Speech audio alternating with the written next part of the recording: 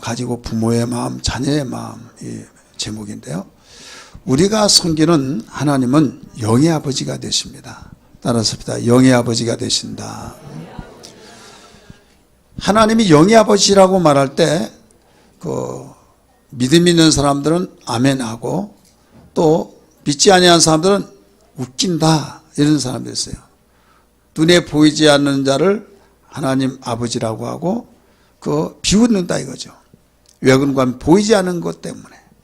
하지만 세상은 보이는 세계와 보이지 않은 세계가 있고 이 하나님을 영의 아버지라고 말한 것은 분명한 신앙 고백으로서 영적인 세계에서 알기 때문에 우리의 진실한 고백입니다.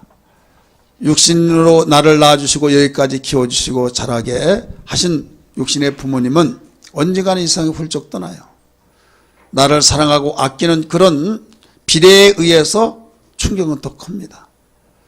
그래서 이 부모님의 그 사랑과 은혜가 얼마나 큰지. 그래 하나님께서는 네가 알고 있는 부모가 또 하나 있다. 이것은 영의 하나님이다.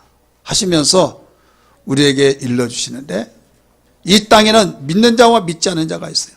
하지만은 믿는 자도 알아야겠고 믿지 않는 사람도 알아야 된다 이거죠. 그래서 하나님이 모든 세상 만물을 지으시고 하나님이 당신의 형상으로 지음받은 사람들에게 알려주시는 두 가지의 그 법이 있어요. 그 법이 뭐냐면 하나는 이 특별 계시의 법이 있고 하나는 일반적 계시 혹은 그 자연적 계시라고 하는 법이 있어요. 사람들은 눈에 보이는 가시적인 것만을 다 받아들이고 눈에 보이지 않으면 기분대로 기분 좋으면 받아들이고 기분 나쁘면 다 내버립니다. 봤어 증거 내놔봐 하면서 여러분 증거 내놔봐라 하는 그런 내용으로만 알려고 하면요. 여러분이 부모님에게 고맙습니다. 감사합니다. 또 이런 어떤 절기를 통해서 생일을 통해서 찾아뵙고 고맙고 감사하고 의심 없이 한다고 하지만은 그 사람에게 당신 부모가 당신을 낳는 거 봤냐? 한번 물어보세요. 세상은 눈으로 봐서만 믿는 것도 있지만은 눈에 보이지 않고 신뢰관계로서 믿는 세계가 되는 것이 아름다운 세상이라는 걸 믿기 바랍니다. 어느 날 누구에게 당신 낯이 안 했다라고 하니까 막 얼굴색이 벌써 변해가지고요. 근심이 수심이 가득한 걸 봤어요. 그러니까 야, 너 뭐 어떻게 생각하는가 보려고 그랬는데 내가 너를 안 낳고 누가 낳겠니 하면서 너 나 닮은 거 한번 봐라 하면서 위로를 해줬던 것을 보았습니다. 우리는 눈으로 보는 것만을 본다고 한다면 인정한다고 한다면 이 세상 물질 세계에서도 육안으로 보여진 것이 있고 육안으로 볼 수 없는 미생물 같은 경우는 육안으로 볼 수 없죠. 육안으로 볼 수 없는 것이 70%입니다. 여러분이 그렇게 봤어 하는 그 증거가 그 내용이 30%예요. 세상에. 그러니까 보이지 않는 세계가 그 육안으로 볼 수 없는 것이 더 많다 이게 70%. 오직 나를 낳으신 그분 눈에 보지 못했지만은 나를 낳아줬던 그 사건을 부모가 이야기를 해줍니다. 내가 너를 낳을 때 얼마만큼 힘들었는지 10시간을 삐댔다 하고 어떤 지는 하루 종일 고통 통증이 있어서 이런 일이 있었다라고 한 상황을 설명해 줘요. 그러면 나를 낳으실 때 이렇게 했다고 한 것을 본 것처럼 이야기합니다. 그럼 봤냐? 그러면 아니 나는 못 봤지만 우리 어머니 아버지가 이렇게 이야기하더라 라고 것을 100% 믿고 이야기하는 거예요. 그러니까 질서가 있고요. 의심이 없고 혼돈이 없죠. 만약에 의심을 조장해서 지금 세상이 어떤 세상인데 그 증거도 없이 DNA 검사해봤냐 막 하면서 여러 가지로 불안을 조성한다면요. 세상 오합지졸 겁니다. 따라서 합시다. 신뢰관계, 믿음의 관계. 영의 하나님께서도 우리 아버지가 되신 그분이 말씀하시기를 할 수 없이 믿는 자는 문제가 된 것이 없어요. 그래서 특별 계시로 성경을 통해서 가르쳐 줬어요. 그런데 예수를 믿지 아니한 사람들은 무엇을 통해서 가르쳐 주느냐? 오직 자연 계시를 통해서 눈에 보이는 모든 것들을 총동원시켜서 하나님이 만들었던 것을 이렇게 만들었다라는 것을 일러주고 있습니다. 그래서 여러분이 하늘에 계신 우리 아버지요 라고 주님이 가르친 기도 가운데서도 하나님이 우리 영의 아버지란 걸 일러주고 있지 않습니까? 예수 믿는 사람들에게 하나님의 신을 동원시켜서 일러주시면서 사람의 지혜로는 알 수 없지만 하나님의 영이 진히 감동하여 하나님의 깊은 속사정까지도 통달하신다고 고린도전서 2장 10절에서 가르쳐 주시고 있습니다. 같이 한번 읽을까요? 시작.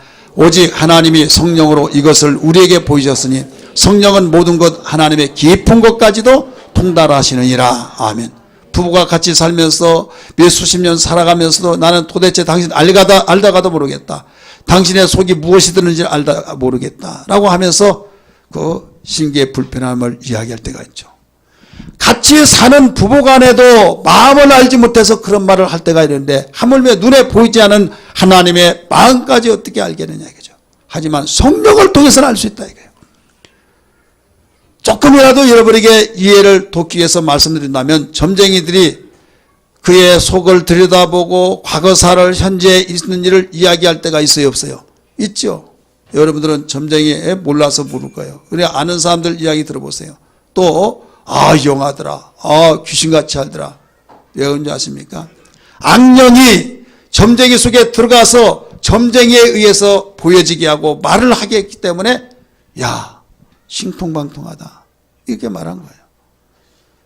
여러분 악령은 도둑질하고 치고 멸망시키러 왔지만은 성령은 하나님의 신호로서 성령이 우리의 마음속에 믿는 자들 마음속에 임재했을 때 사람이 이해할 수 없는 그 깊은 하나님의 속사정까지 다 통달하신다 이런 말씀입니다. 믿으시기 바랍니다.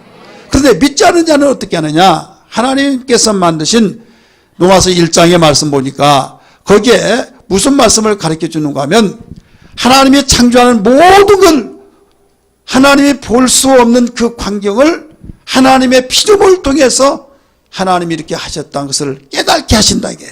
자연 계시를 통해서 하나님의 계심을 알기 위해서 어떤 누구도 핑계하지 못해서 나는 하나님 믿으려고 하는데 하나님 알지 못해서 못 믿었다. 핑계할 수가 없다 이거예요. 여러분 부모님이 나를 낳아주셔서 나의 어머니 나의 아버지 말하잖아요. 그럴 때 우리의 자연 계시를 통해서 정말 부모가 이런 마음을 가진 것이 하나님도 이런 것을 내가 깨달았다. 여러분 예수를 알지 못한 사람도 천재지변을 통해서 열심히 살아가는데 와장창 무너지면서 그동안에 모아놨던 것 그동안에 내가 가지고 있던 걸 다 잃어버리고 참으로 비참한 신세가 됐다 이거예요. 이때 하나님이 어디 계시냐라고 주먹질하면서 삿대질하면서 그런 사람이 뭐라고 하는지 아십니까? 내 마음대로 못 사는구만. 하늘이 도와야겠구만. 하나님이 도와야겠구만. 원격길에 나왔어요.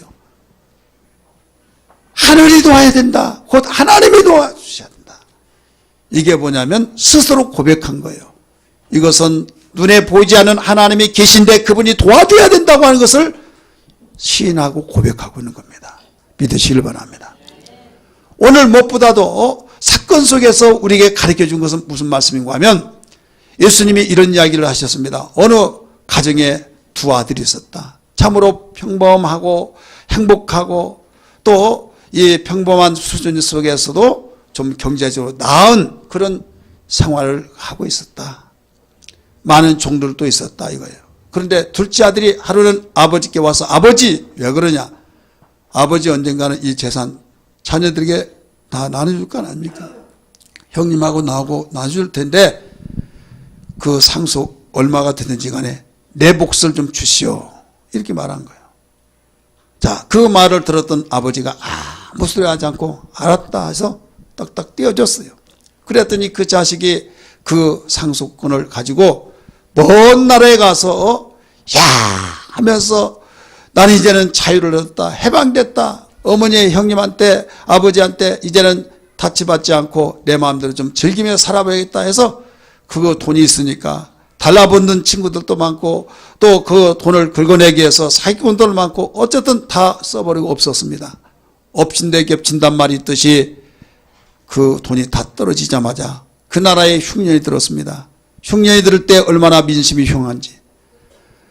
내가 다른 사람 줄 때는 쉽게 주는데 내가 배가 고파서 좀 달라고 했을 때는 없습니다 하면서 다 문전박대해서 먹고 살 수가 없어 너무나도 신음 속에서 굶어 죽을 수밖에 없는 거예요. 시골집은 괜찮겠다. 농부들은 인심이 그래도 괜찮겠지 해서 갔더니 거기도 마찬가지예요. 할 수 없이 돼지 치는 집에 가서 내가 공짜로 돼지를 쳐줄 테니까 날 좀 먹여주시오. 나도 먹는데 무슨 먹을 수가 있느냐. 안 된다라고 했을 때 그러면 돼지가 먹는 쥐염 열매로 같이 먹게 해달라고. 그럼 알아서 하라고. 돼지에게 그 쥐염 열매라고 하는데 아카시아 나무 열매 있죠. 그 모양은 그렇게 생긴데 그 속에 알맹이가 좀 큽니다. 그것을 돼지에게 주면 돼지가 먹는 열매가 있어요. 그것을 돼지를 치면서 그 열매를 같이 먹고 잠도 돼지 움막에서 같이 자면서 열대지방이기 때문에 하늘에서 하늘에 그 별들이 보이는 그런 가운데서 잠을 자려고 하는데 사람이요. 제가 검색을 해보니까 배고프고 그 배가 따뜻하면 잠이 오지만은 춥고 배고플 때는요. 잠이 오지 않아요. 그 밥을 먹지 않으니까 체온이 감소되죠. 그러니까 춥죠. 추우니까 잠이 오지 않아요. 이 둘째 아들이 집 나가서 돼지막에서 잠을 자면서 그런 격이었어요. 잠이 오지 않아서 하늘을 찾아보니 별이 종종한데 내가 이러다가 굶어 죽겠구나. 내 아버지 집은 먹을 것이 많고 아버지의 집의 종들은 이렇게 살지 않고 얼마나 잘 먹고 잘 쉬는지 내가 이렇게 고생할 이유가 뭐가 있는가. 근데 내가 아버지께 성공하게 오겠습니다 인사하고 하는데 실패하고 먹고 살기도 지금 굶어 죽게 되었는데 내가 이 모습을 갈 수가 없어. 갈등이 계속 교차되는 시점입니다. 그러나 용기를 내서 내가 아버지 앞에 무릎 꿇고 아버지의 자식이라고 하지 않고 품꾼의 하나로 삼아달라고 고백하고 내가 아버지께 가겠다 하면서 용기를 내서 아버지 집으로 향해서 갑니다. 아버지 집에 거의 도착할 무렵에 어느 날 고향에 왔습니다. 와서 집을 향해서 가는데 사람이 성공하고 집에 갈 때는 발걸음이 가벼웠고 빨리 가지 않는 것 같고 그 발걸음이 늦어진 것 같고 그러면서 굉장히 어깨가 올라가지 않습니까? 근데 실패하고 가면 어깨 쭉 처지면서 땅이 꺼지랴 하면서 걸어가지만 빨리 가게 되는 느낌이 있지 않습니까? 이 둘째 아들이 그랬어요. 그러다가 보니까 여기에서 둘째 아들이 고개를 땅에 푹 숙이고 가는데 어느 순간에 덥석 안으면서 내 아들아 하면서 아버지가 깨하는 거 딱 봤더니 아버지 언제 여기 오셨습니까? 어떻게 내가 올 줄 알았습니까? 야 이 녀석아 네가 나갈 때 내가 한시도 여기 자리에 떠나지 않고 네가 이제나 오느냐 저제나 오느냐 기다리고 있었다 하면서 거리가 멀어서 강감해서 얼굴을 보지 못했던 그런 거리지만은 바로 저 아이가 내 아들이다 라고 하면서 먼저 뛰쳐가서 껴안았던 그 사건을 오늘 본문에서 가르쳐주고 있습니다. 사랑하는 성도들이요, 우리는 무엇보다도 이 아버지의 마음과 그 자녀의 마음이 이렇게 차이가 있다는 것을 알 수가 있습니다. 오늘 이 말씀에 좀 도움이 되고자 해서 김구 선생의 자신과 그 어머니의 있었던 일화의 사건을 좀 이야기를 하려고 합니다. 김구 선생이 우리나라 임시정부 상해에 두고 거기에서 생활했을 때 나라 일을 돌보며 또 집에 가정을 돌보고 그래야 하는데 그러지 못하고 똑같이 수평을 나누며 균등하게 그 양쪽에 신경을 쓰지 못하다 보니까 그 부모님을 공경을 제대로 못하고 자녀를 제대로 돌보지 못하고 하다 보니까 항상 죄의식을 갖고 찝찝하는 가운데 그러나 분주한 가운데서 이제 생활하다 보니까 이제 내가 너무 오랜만에 말해서 부모님한테 가야겠다 해서 가게 된 거예요. 어떤 기부금을 가지고 그걸로 생활할 수는 없고 모든 것을 홍보하고 또 여러 가지 물자를 사고 이런 일 저런 일을 하는데 이제 굶기도 많이 하고 근데 부모님께 갔어요. 어머니가 뭐 보자마자 왔느냐 하면서 조금 기다리라 하면서 구수한 냄새가 나는데 배추 쓰레기를 다 구걸거리 가지고 갖다 줬어요. 그랬더니 맛있게 먹고 난데 어머니 이건 어디서 나왔습니까? 그러니까 내가 시장에 저거 배추 파는 사람이 팔고 난 것을 주워다가 이렇게 끓였다라고 말했어요. 그러니까 어머니, 제가 명색이 그 임시 정부지만은 주석인데, 주석의 어머니가 장사해서 남는 이거 배춧잎 싸기 주워다가 국 끓이다가 먹더라라고 하면 체면이 무슨 체면입니까? 이것은 사실은 그보다도 어머니를 그렇게 하지 못하기 위해서 그렇게 말을 했는데, 어머니가 노기가 막 얼굴에서 순간에 맡겨지면서 이놈 하면서 당당히 오라고 종아리 걷어 하면서 얼마나 두들겨 때리는지. 그래서 엉엉 거예요. 야 이놈아, 왜 우느냐? 울기는 왜 울어? 이때 김구 선생이 하는 말이, 어머니, 제가 아파서 우는 것이 아니라 어머니께서 작년에 저를 때렸을 때 어머니의 그 손의 힘이 작년밤 못하던 것을 느꼈습니다. 내가 어머니를 공양하고 공경해야 할 텐데 내가 얼마나 무책임하게 이렇게 나라일 한다고 돌보지 않아서 어머니의 손에 힘이 없어서 매의 힘이 작년과 올해가 다르니 제가 너무나 슬펐습니다. 아파서가 아닙니다. 이런 일화가 있습니다. 여기는 자녀와 부모의 그 마음을 같이 가르쳐주고 있는 거예요. 자, 오늘 우리는 부모의 그 심정과 자녀의 심정이 뭐냐 이게. 오늘 본문에서 세 가지로 가르쳐주고 있는데, 하나는 부모의 그 자녀의 심정은 달라고 하는 심정이고, 부모의 심정은 주려고 하는 마음이다 이거예요. 따라서 합시다. 자식은 달라는 마음이고 부모는 주고 싶은 마음이다. 자, 자식, 자, 여기에서 우리 주일학교 또 학생의 손 들어봐요. 네. 여러분들만 읽는 거예요. 자식은 달라는 마음이고 거기까지. 그 다음에 이어서 부모는 그 다음에 읽으세요. 자, 주일학교 자식은 시작. 예, 부모는 바로 그거예요. 12절 한번 보세요. 12절 같이 읽습니다. 시작. 그 둘째가 아버지에게 말하되 아버지여 재산 중에서 내게 돌아올 분깃을 내게 주소서 하는지라. 아버지가 그 살림을 각각 나눠 주었더니. 아멘. 자식은 달라는 거예요. 계속 손 벌리고 달라고.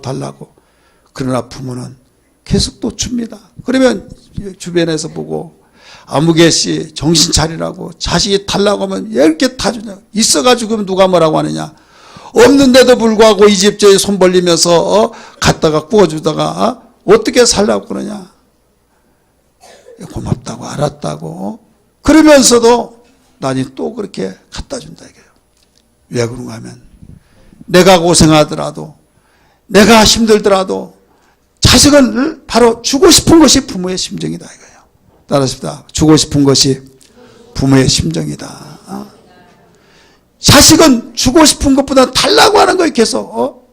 우리 주일학교 학생들 엄마한테 뭐 달라고 그래요? 자전거 사주세요. 컴퓨터 사주세요. 게임기 사주세요. 뭐 사주세요. 뭐 사주세요. 뭐 먹고 싶은 거 가지고 싶은 거 다 계속 사달라고 그래요. 돈 없어 그래요. 엄마가 돈도 없냐고 하면서 수없이 때를 쓰고 그런다 이거죠.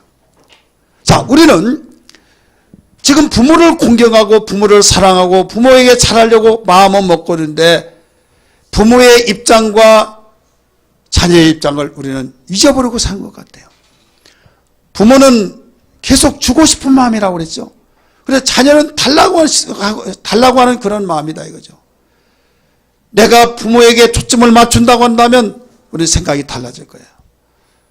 저는 어렸을 때 부모가 돈이 없어서 못 준다고 했을 때 얘 어른이 돼가지고 돈이 없나 이렇게 생각했어요. 어른들은 그냥 돈이 저절로 나온 줄 알았어요. 나중에 커서 알고 보았더니 그냥 나오지 않더라고요. 피눈물 나는 그 피땀을 결과로서 얻어진 것이 돈이더라 이거죠. 우리는 이렇게 철부지 같은 둘째 아들과 같이 무조건 달라고 하면서 뭐라고 합니까? 재산 중에서 내게 돌아올 분깃을 달라고. 다시 말해서 유산을 미리 달라는 거예요. 유산을 먼저 땡겨 달라는 겁니다. 유산이란 건 뭡니까? 부모의 재산을 자녀에게 나눠주는 거죠. 부모의 재산을 달라고 할 때 이것은 물론 상속권에 의해서 달라고 하는 권리가 있어요. 하지만은 상속권은 달라고 할 수는 권리 있지만은 분배권은 부모가 마음대로입니다. 부모가 죽기 전에 며칠 전이나 부모가 죽고 난 뒤에 유언을 남겼었든지 분배권은 여러분 부모의 입장에서 부모의 의무대로 하는 거예요. 오늘날 문제가 왜 생깁니까? 부모를 태워 죽이고 나중에 알고 봤더니 상속 달라고 안 주니까 그걸 빨리 쓰고 싶은데 안 주니까 결국은 이놈의 노인네 하면서 그런 일들이 여러분 상당히 심심치 않게 그런 기사들이 나오고 있지 않습니까? 분배권 바로 부모가 권리예요. 상속권 누구 주겠느냐 이게요. 주겠지만은 이것은 부모님이 줄 때까지 기다리는 것이 미덕이고 이게 기본적인 것이 아니냐 이거죠. 오늘 둘째 아들은 뭐라고 했습니까? 내게 돌아올 분깃을 주소서라고 하면서 여기에 부모는 야 이놈아 라고 하는 것이 아니라 여기에 그대로 주었다는 사실. 저는 의문점을 많이 가졌어요. 야, 네 나이가 몇인데 네가 왜 그렇게 말하느냐 하면서 나무랄 줄 아는데 나무랬던 말이 없어요. 그런데 가정의 식구는 가정 식구들이 제일 알듯이 얘는 주지 않으면 완전히 우만잡다한 짓 하고 차라리 돈을 잃어버리더라도 주는 것이 편다. 다른 사람은 별말을 다 하지만 그래도 내 속에서 난 자식인데 그게 부모인데 하면서 주었다 이거예요. 여러분 우리는 하나님이 우리의 영의 아버지라는 걸 믿으시면 아멘하시기 바랍니다. 하나님께서 죄 많고 말썽 꾸리고 죄상 사망인데 저주받고 심판받고 지옥 갈 자를 위해서도 아낌없이 독생자 예수를 주셨던 것을 믿으시길 바랍니다. 주고 싶은 마음이 바로 부모의 심정이에요. 내가 부모로서의 정말 부모 되기 전에는 느끼지 못한 것이 뭐냐면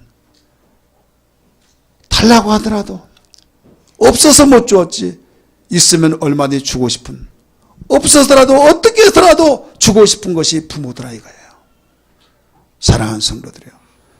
자녀의 입장에서 내 자신이 스스로 여기까지 온 것이 아니라 주고 싶은 그분의 마음이 있었기 때문에 이렇게 되어진 걸 믿으시길 바랍니다. 교육비를 주었습니다. 건강하기 위해서 여러 가지 돌봄 사랑을 주었습니다. 마음을 주었습니다. 모든 불필요하고 다른 사람이 볼 때 거친 모든 것들은 다 내게 돌리라고 하듯이 바로 주고 싶은 심정. 야곱 잘 아시잖아요. 예수의 그 축복을 대신 네가 가져야 된다. 부모가 말하니까 부모님 형님은 털이 있고 나는 미끈미끈한데 나중에 축복은 고사하고 저주받으면 어떻게 할까요? 저주를 내게 베끼라. 축복을 그에게 주고 싶어서 저주를 내게 베끼고 내가 다 받을 테니 너는 내가 시킨 대로 하라 했던 사실을 믿으시면 아멘 하시기 바랍니다. 오늘 우리는 어떤 가운데서도 예수 그리스도 우리에게 주신 하나님의 사랑으로서 이루어진 것을 믿으시길 바랍니다. 요한복음 3장 16절의 말씀 보니까 뭐라고 했습니까? 하나님이 세상을 이처럼 사랑하사 독생자를 주셨으니 라고 했잖아요. 주셨어요.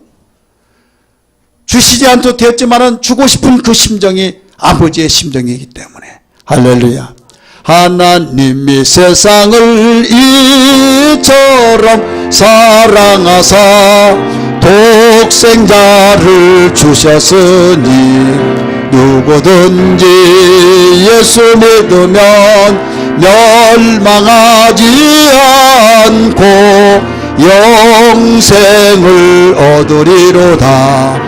요한복음 3장 16절. 아멘. 자, 부모는 어떤 심정이에요? 주고 싶은 심정. 자식은 달라고 하는 심정이에요. 두 번째, 부모의 마음, 자녀의 마음 뭐가 있는가? 13절의 말씀 보면 자식은 벗어나고 싶은 마음, 부모는 함께 하고 싶은 마음. 이게 바로 부모와 자녀의 마음에 나눠진 겁니다. 우리 13절 같이 읽습니다. 시작. 그 후 며칠이 안 돼요. 둘째 아들이 재물을 다 모아가지고 먼 나라에 가 거기서 허랑방탕하여 그 재산을 낭비하더니. 아멘. 자, 자식은 어떤 마음이에요? 부모의 근에서 벗어나고 싶은 마음. 벗어나서 멀리 저 멀리로 가서 아무도 모르는데 자유스럽게 마음대로 살고 싶은 마음이 자식의 마음이다 이거예요. 그런데 부모의 마음은 어떤 마음이에요? 함께 살고 싶은 마음이에요. 따라서 함께 살고 싶은 마음. 사람들이 나는 너하고 같이 안 산다. 나는 절대 너희 같이 안 살고 너에게 신세질 일도 없고 그러니까 너희 잘 살아라 하면서 부모 같이 살려고 생각하지 마라. 이런 말을 많이 합니다. 제가 운전하면서 기독교 방송을 듣는데 기독교에 이름 대면 그분 유명하고 장수해서 거의 100살에 가까운 분입니다. 신학계에서도 유명한 사람이고 목회도 성공적으로 하셨고 그러니까 기독교 방송에서 인터뷰를 하는데 무엇을 인터뷰하면 목사님, 박사님, 목사님 박사로서 많은 사람에게 존경을 받고 목회에 성공했다고 하고 또 많은 사람에게 제자들이 있고 그런데 몇 가지 질문에 대해서 꼭 솔직하게 말씀 좀 해주세요 하면서 여러 가지 말씀한 가운데 딱 내가 말하고 싶은 내용은 부모들이 나는 너희들하고 같이 안 산다. 너희들하고 같이 안 산다. 계속 이야기를 하는데 다른 사람 말고 목사님은 어떻습니까? 라고 솔직하게 이야기를 하려는 거예요. 그러니까 질문하는 사람이 왜 이렇게 바보스럽습니까? 그런 거예요. 왜? 하기야 부모가 안 되어서 모르지 하면서 부모님들에게 다 그 말엔 속지 말라는 거예요. 나는 너희들하고 같이 안 산다, 같이 안 산다 하면서 말하지만은 다 같이 살고 싶다는 거죠. 같이 살고 싶지 않다고 그랬더니 그러면 어머니, 아버지는 여기에서 얼마 떨어진 거기 아파트 거기서 사시라고 해서 내가 그렇게 말해놨으니 정말 솔직히 그러지 말라고 우리 같이 살려고 은근히 기다리는데 그런 말 하나도 없이 기다렸듯이 그냥 방 딱 얻어서 그쪽으로 이사가는 날짜 잡았다고 이야기하더래요. 굉장히 섭섭하더란 거예요. 그래 내가 말했던 책임을 져야지 하면서 사는데 아파가지고 막 너무 고통스러워서 저는 얘야 하면서 이야기할 텐데 얘야 할 사람이 없더라 이거죠. 물론 전화하면 되지만은 전화 지금 이 시간에 잠자는 시간이지 하면서 따로 산다고 한 것이 이렇게 서글프더라 라고 하면서 자녀들에게 모두 귀가 따갑도록 딱지 앉을 정도로 나는 너희들하고 같이 안 산다 하면서 나는 편하게 살기 위해서는 나는 따로 산다 라고 하는 그 말에 절대 속지 말기를 바랍니다 하면서 시청자 여러분들이요 정치자 여러분들이요 속지 마십시오 하면서 이야기를 합니다. 여러분 이게 부모의 심정이다 이게요. 자, 하나님께서 아들을 이 세상에 보내셨어요. 예수가 하나님의 아들이요 하나님이라는 걸 믿으시기 바랍니다. 이 땅에 강림하셔서 육체를 입고 오셨는데 왜 오시느냐? 구속사적인 측면에서 구원시키는 차원 속에서 말한다면 우리를 구원하시기 위해서 생명을 주시기 위해서 여러 가지로 말할 수 있지만은 여러분 우리는 오늘 말씀을 비춰서 그 입장에서 비춰본다면 왜 오시느냐? 우리와 함께 하시기 위해서 오셨다는 걸 믿으시길 바랍니다. 마태복음 1장 23절에 말씀 보니까 보라 처녀가 아들을 낳으니 그 이름을 임마누엘이라 하리라 라고 하신 말씀을 기억하시면 아멘 하시기 바랍니다. 하나님이 우리와 함께 계시다는 뜻이에요. 예수께서 이 세상에 오신 목적이 하나님께 이 땅에 강림하신 목적이 함께하기 위해서 믿으시길 바랍니다. 예수님이 이 세상에 오셔서 제자를 삼으셨어요. 마가복음 1장 3장 14절에 말씀 보니까 12를 세우셨으니 자기와 뭐라고 써요? 함께 있게 하시고 이렇게 함께 하기를 원하신다는 걸 믿기 바랍니다. 주님이 하늘로 올라가셨습니다. 뭐라고 말씀하셨습니까? 볼지어다 내가 세상 끝날까지 너희와 항상 함께 있으리라 라고 말씀하신 걸 믿기 바랍니다. 오늘 무엇보다도 우리가 알아야 할 것이 지금 두 번째 아들이 멀리 떠나버려서 벗어났어요.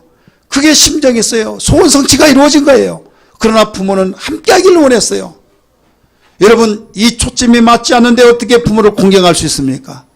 부모를 공경하려면 최소한도 마음을 읽어야 될 줄 믿습니다. 그 마음을 읽고 그 마음이 어떤 마음인가를 알고 나가야 우리는 진정한 공경을 할 수 있는 거예요. 섬길 수 있는 거예요. 부모를 기쁘게 하는 것이 섬기는 거 아닙니까? 아무리 돈보따를 갖다 주고 아무리 명예를 얻었다고 이야기해주고 아무리 정말로 세상에 출세를 했다 할지라도 마음을 기쁘게 하지 않는 것은 여러분 공경이 아닙니다. 우리가 하나님을 사랑하고 하나님을 의지하고 하나님 바라보고 한다 할지라도 하나님 주세요 주세요 날마다 달라고 하고 여러분 기도하는 내용을 한번 퍼센트를 내보세요. 하나님께 바로 그 달라고 하는 기도의 내용이 얼마나 많은지. 사실 하나님께서는 주고 싶은, 그래서 주라! 그래야만 내가 흔들어 둘러 넘치다 안겨주겠다고 하시지 않습니까? 이게 부모의 심정이라 이게. 하나님 아버지의 심정을 믿기 바랍니다. 우리는 잘 쌓아놓고 안고 모든 걸 받아서 쌓아놓으려고 하면 그게 모아지고 부자가 되고 복 있다고 생각하지만은 부모는 세상을 먼저 살았습니다. 많이 살았습니다. 하나님 아버지는 영원하신 분으로서 더 자상히 아신 분이 너에게 네가 행복하고 네가 제대로 살려면 주라는 겁니다. 할렐루야. 그래서 당신이 독생자를 주듯이 내가 은혜를 거저 주었듯이 거저 받았으니 너는 거저 주라고 하신 말씀을 기억하시면 아멘 하시길 바랍니다. 뿐만 아니라 너희가 벗어난다고 한 거 이게 행복한 것 같아서 벗어나려고 하지만은 절대로 벗어난 것이 행복이 아니다. 여러분 죄라고 한 것이 뭔지 아십니까? 하나님을 떠나 살려고 한 것이 죄예요. 부모를 떠나서 살고 내 이모대로 살려고 한 것이 여러분 거기에 벌써 잠재의식 속에 부모를 공경한 것에서 벗어나고 있다는 걸 알아야 하면 됩니다. 우리는 어렸을 때 부모 밑에서 살아야만 그게 가장 행복한 것을 잘 알 수 있어요. 근데 내가 이 정도 살았으니까 나는 이제는 부모를 벗어나면 내가 가장 행복하게 살 수 있다. 천만의 말씀이에요. 한 가지 중요한 건 둘째 아들이 그렇게 생각했을 때 그 첫째 아들은 부모와 함께 살았기 때문에 그는 함께 했었느냐? 아니에요.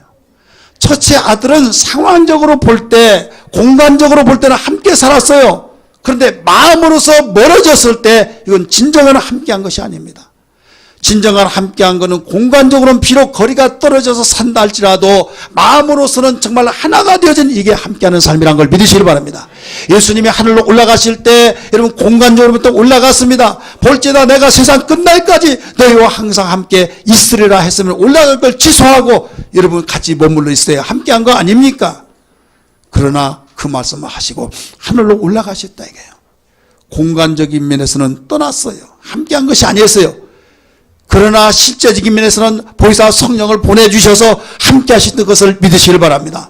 부모님과 함께 사는 것, 꼭 좁은 집에서 정말로 경제적인 여건도 되는데 여기에서 옹기종기 이렇게 모여서 사는 것만이 함께한 것이 아니라 여러분 마음에서 밀쳐내는 것이 아니라 사랑하고 공경하여서 비록 상황적인 면에서는 내가 떨어져 살지만은 공간적인 면에서 떨어져 살지만은 마음은 떨어지지 않았다고 그 가슴이 있어야 된다 이 말씀입니다. 할렐루야. 그러나 어떤 사람은 내가 모셨다 하면서 속으로는 벗어나고 싶은 거 이게 큰아들하고 똑같은 거예요. 우리는 중심을 보시는 하나님 앞에서 무엇보다도 부모님을 공경한다고 할 때 비록 공간적으로 떨어졌다 할지라도 마음이 하나 되어져서 우리가 함께하는 삶이 되어야 될 줄 믿습니다. 마지막으로 우리에게 부모의 마음 자식의 마음에 무엇을 가르쳐 주느냐 20절의 말씀 보니까 자식은 물질을 생각하고 부모는 생명을 생각하는 마음이라는 사실을 알아야 될 줄 믿습니다. 우리 학생들 자식은 물질을 생각하는 마음이고 읽으세요. 시작.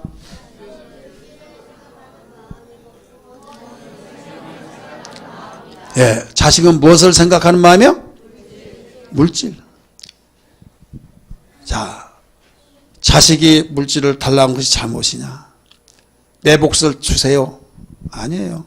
남에게 달라고 합니까? 내가 상속권이 있고 또 관계가 있으니까 달라고 하는 거 당연하죠. 그런데 뭐냐면 가치의 기준이 달랐다 이거예요. 가치의 기준. 가치의 기준이 왜 달라는가 하면 부모가 먼저 있고 관계가 형성된 뒤에 달라고 한 것이 먼저지 여기에서 물질이 먼저다 이거예요. 누가? 둘째 아들이. 그러니까 부모가 돈으로 보이고 재산의 한 분기수로 보고 부모가 나에게 소유의 한 부분으로 보이기 때문에 여기에 그것을 나에게 빨리 안 준다 이거죠. 그러다 보니까 문제들이 일어난다 이거예요. 우리 예수 믿는 사람들은 오늘 부모 공경하는 심정 속에서 반드시 가치의 기준이 달라져야 될 줄 믿습니다. 뭐가 우선입니까? 부모가 먼저 우선이면서 관계가 맺혀지고 난 뒤에 그 부모의 것이 내 것이 되어지고 내 것이 부모의 것이 되고 하나가 되어진다 이거죠. 오늘 본문에서도 가르쳐주는 첫째 아들이 왜 들에서 올 때 풍악 소리가 나고 잔치가 벌어진 소리가 나서 차츰차츰 보니까 자기 집에서 일어나서 하인들에게 물어봤습니다. 이게 무슨 일이냐? 예, 주인님의 동생이 왔는데 아버지가 너무 기뻐서 이렇게 잔치를 베풀라고 해서 했습니다. 보았더니 모욕을 시켜라, 금가락지를 끼워라, 옷을 입혀라, 신발을 시켜라 해서 잔치가 성대하게 일어난 거예요. 얼굴이 굳어져서 들판에 와가지고 큰아들이 아버지에게 아버지 너무나 충격적입니다. 너무 실망합니다. 왜 그러냐? 나는 아버지의 말씀을 한마디로 거역하지 않고 지금까지도 여기까지 아버지를 모시고 있었는데 나에게 염소새끼라도 한 마리 잡아줬습니까? 그런데 아버지의 산을 다 탕진하고 다 없애버린 저놈은 왜 잔치를 베풀어 주십니까? 섭섭해서 그렇게 말했어요. 부모가 뭐라고 합니까? 얘야, 내 것이 네 것인데 네가 먹고 싶으면 네가 잡아서 먹은데 그것이 뭐가 못마땅해서 불편하게 생각하느냐. 그 뒤에 유명한 말씀이 있어요. 네 동생은 죽었다가 살아났느니라. 따라서 합시다. 죽었다가 살아났느니라.